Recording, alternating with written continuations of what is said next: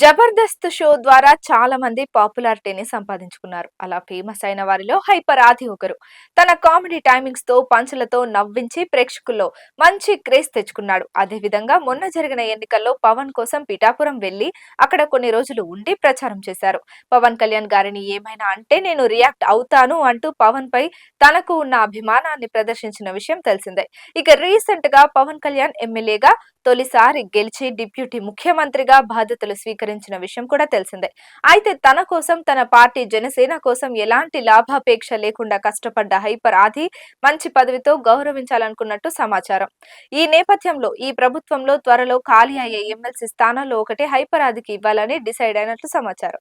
ఈ రకంగా తనను నమ్ముకుంటే భవిష్యత్తులో మంచి పదవులు వస్తాయనే సంకేతం ఇచ్చినట్టు అవుతుందనే ఉద్దేశంతో హైపర్ ఆదికి ఎమ్మెల్సీ పదవి ఇవ్వబోతున్నట్లు వార్తలు వినిపిస్తున్నాయి. మొత్తంగా ఈ ఎన్నికల్లో కూటమి ప్రభుత్వం అధికారంలోకి రావడంతో ముందుగా హైపర్ ఆది సహా పార్టీ కోసం పనిచేసిన సినిమా వాళ్లకు తగిన గౌరవం ఇవ్వాలనే నిర్ణయానికి వచ్చినట్టు తెలుస్తోంది. దీనిపై క్లారిటీ రావాల్సి ఉంది.